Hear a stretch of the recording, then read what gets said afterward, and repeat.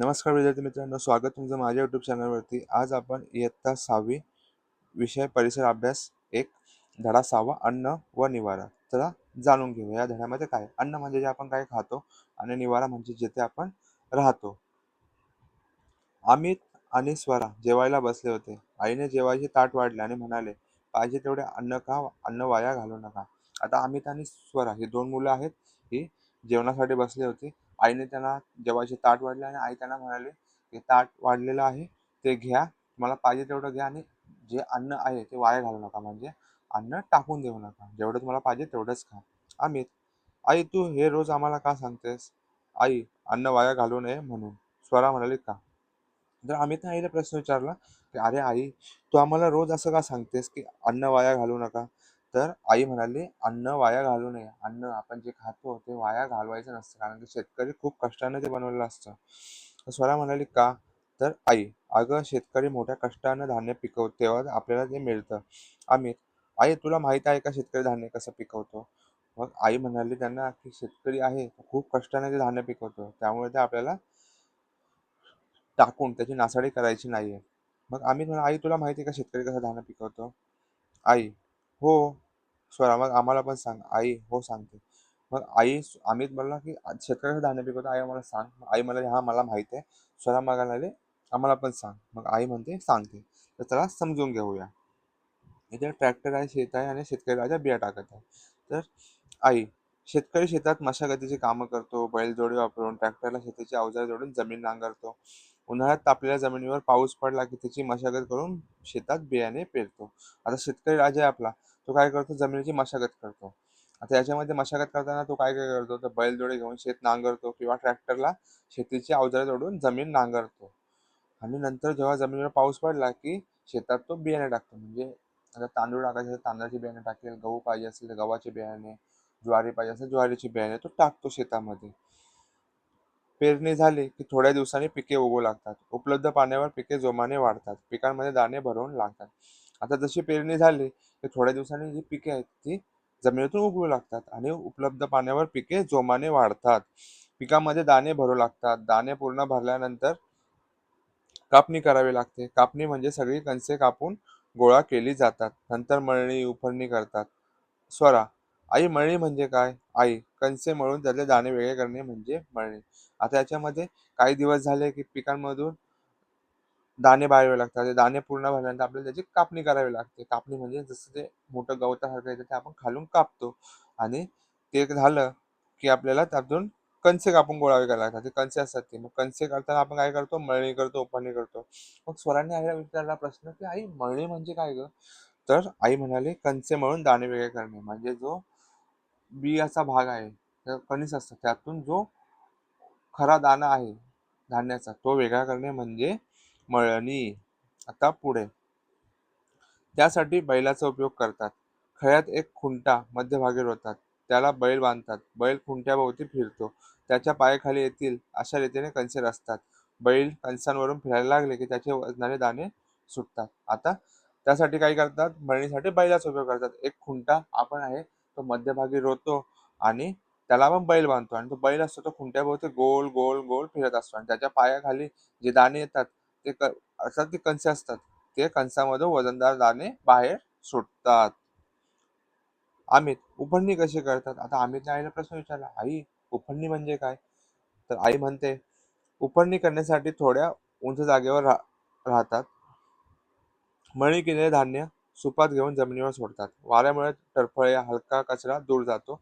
दाणे जवळ पडतात आणि त्यांची रास तयार होते. मळणी व उफणणी आजकाल यंत्रावर करतात. यंत्राने काम लवकर होते, पण कष्ट व खर्च करावाच लागतो. आता उफणणी करण्यासाठी आपल्याला काय करायला थोडा उंचावर राहावं लागतं आणि तो आपण असं एक सूप घेतो. सुपामध्ये धान्याचं असेल ते घेतो आणि वरून ते आपण खाली जमिनीवर सोडतो. त्यामुळे काय होतं, की जो धान्यामध्ये जो कचरा आहे, तो वाऱ्यामुळे दूर उडून जातो आणि धान्य वजनामुळे जमिनीवर खाली पडते आणि त्याची रास तयार होते. मळणी आणि उफणणी आपण हल्ली यंत्रावर पण करू शकतो, पण यंत्रावर काम लवकर होतं, पण कष्ट आपल्याला करावेच लागतात आणि खर्च पण करावाच लागतो. स्वरा: मग पुढे त्या धान्याच्या राशीचं काय होतं ग आई? मग आई म्हणते, स्वरा म्हणाली, त्या धान्याचं पुढं काय होतं? मग आई म्हणते, उफणीनंतर मिळालेले धान्य पोत्यात भरून ठेवतात. त्याला कीड लागू नये, उंदराने घुशीने नासाडी करू नये, यासाठी योग्य काळजी घेतली जाते. शेतकरी आपल्या कुटुंबाला वर्षभर पुरेल इतके धान्य शिल्लक ठेवतात. उरलेले पोते गाडीत भरून बाजारात विक्रीसाठी नेतात. तेथे व्यापारी धान्य विकतात. आता उफणणी झाली की आपण ते धान्य आहे ते पोत्यामध्ये भरून ठेवतो. त्याला कीड लागू नये, उंदराने घुसण्याची नासाडी करू नये म्हणून आपण ते नीट सांभाळून ठेवतो. आपण त्याची नीट काळजी घेतो. शेतकरी आपल्या कुटुंबाला पुरेल इतके अन्न ठेवतात आणि उरलेले पोते असतात ते गाडीत भरून बाजारात विक्रीसाठी नेतात. तेथे व्यापारी असतात ते आपले धान्य विकत घेतात. अमित, पण भाकरी कुठे बनली अजून? आम्ही तर विचारलं, आई आपल्याकडे धान्य आलं पण भाकरी कशी काय अजून बनली नाही? तर आई, अरे हो की, ऐक, व्यापारी शेतकऱ्यांकडून लोक व्यापाऱ्यांच्या दुकानातून धान्य विकत घेतात, निवडतात, स्वच्छ करतात, नंतर धान्य दळून पीठ बनवतो, मग स्वयंपाक करताना त्या पिठापासून भाकरी करतात. तेव्हा कुठे तुमच्या ताटात भाकरी येते. मग आई म्हणाले, अरे हो हो, थांब. जेव्हा आता मी पुढे सांगते, व्यापाऱ्यांकडून लोक त्या व्यापाऱ्यांच्या दुकानातून धान्य विकत घेतात, त्या निवडतात, स्वच्छ करतात आणि नंतर आपलं धान्य दळून पीठ बनवतो. आपण त्याचं काय बनवतो? पीठ बनवतो. मग स्वयंपाक करतात. त्या पिठापासून भाकरी करतात. तेव्हा कुठे तुमच्या ताटात भाकरी येते आणि तेव्हा कुठे तुमच्या ताटामध्ये भाकरी येते.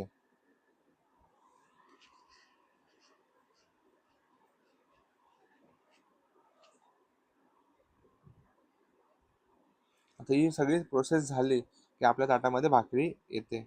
आता पुढे, इतक्या लोकांच्या प्रयत्नाने अन्न तयार होतं. ते अन्न वाया घालवणे चांगले आहे का? स्वरा, अमित, नाही, आता आम्ही कधीच अन्न वाया घालवणार नाही. आई, शाब्बास बाळांनो. मग इतक्या सर्व लोकांनी जे तयार केलं, म्हणजे प्रयत्नाने अन्न तयार होतं, ते अन्न आपल्याला वाया घालवणं चांगलं आहे का वाईट?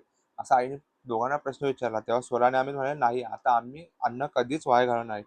विद्यार्थी मित्रांनो, तुम्ही अन्न वाया घालवू नका, कारण की शेतकरी राजा खूप मेहनतीने कष्ट करून आपलं धान्य पिकवतो. मग आई म्हणाले, शाब्बास बाळांनो. आता कृती करा. शेतकऱ्यांच्या मध्ये शेतापासून तुमच्या येईपर्यंत अन्नधान्याचा प्रवास कसा होतो, यावर मित्रमैत्रिणींबरोबर संवाद साधा. शेतातून घरापर्यंत अन्नधान्याचा प्रवास दाखवणे चित्र मिळवा व वहीत चिकटवा. हे तुम्हाला ही कृती करायची आहे. आता समजून घेऊ. अन्न कधीही वाया घालू नये. आपण नेहमी म्हणतो, अन्न हे पूर्ण ब्रह्म. याचा अर्थ अन्न हे साक्षात ब्रह्म आहे. म्हणजेच अन्न हे पवित्र, पूजनीय आणि आपल्या जीवनाचा आधार आहे. मित्रांनो, आपल्या शरीराचे कार्य चालण्यासाठी लागणारी ऊर्जा अन्नातून तयार होते.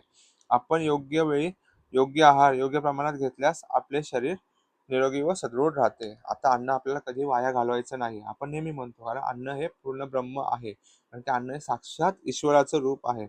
म्हणजेच अन्न हे पवित्र आहे, पूजनीय आहे आणि आपल्या जीवनाचा आधार आहे. मित्रांनो, आपल्या शरीराचे कार्य चालण्यासाठी लागणारी ऊर्जा ही अन्नातून तयार होत असते. आता आपल्या शरीराचे कार्य चालण्यासाठी लागणारी ऊर्जा आहे ती अन्नातून तयार होत असते. आपण योग्य वेळी योग्य आहार योग्य प्रमाणात घेतल्यास आपले शरीर निरोगी व सुदृढ होते. आता आपण योग्य वेळी योग्य आहार आणि योग्य प्रमाणात घेतलं, म्हणजे जास्त खायचं नाही, आपल्या पोट भरेल इतकंच खायचं. त्यामुळे आपलं शरीर सुदृढ निरोगी राहतं.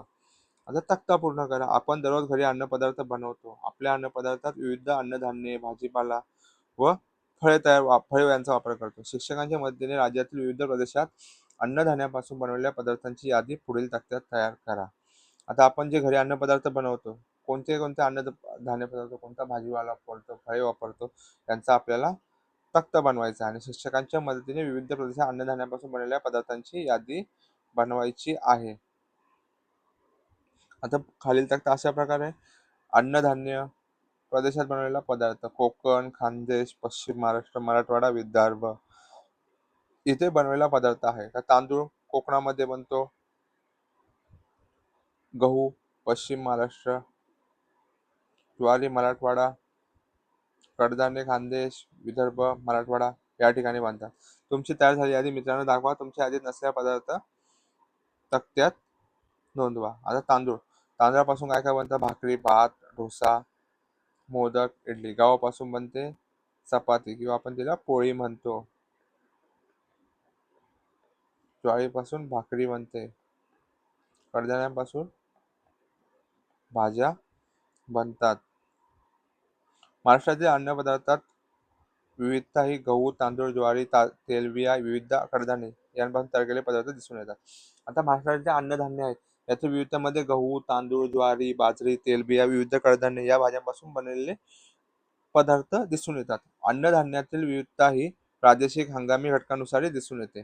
उदाहरणार्थ कोकणातील भात, मासे व विदर्भ आणि मराठवाडा येथे ज्वारी बाजरीचे पदार्थ अधिक प्रमाणात आहारात असतात.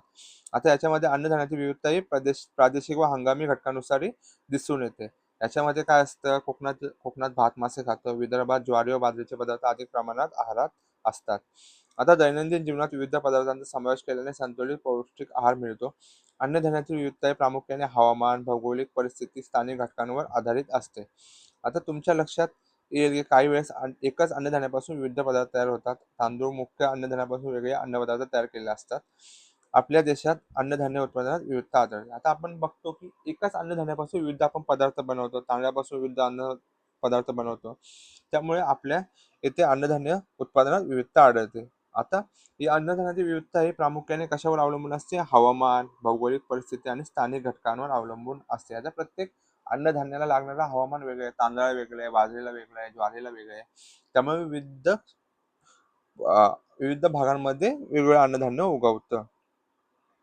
अशा प्रकारे आपला पहिला भाग झालेला आहे. याचा दुसरा भाग मी पुढील व्हिडिओमध्ये टाकेल. तुम्हाला व्हिडिओ आवडल्यास आपल्या चॅनलला लाईक करा, शेअर करा, सबस्क्राईब करा. व्हिडिओला लाईक, शेअर, कमेंट करायला विसरू नका. धन्यवाद. भेटूया पुढच्या भागात.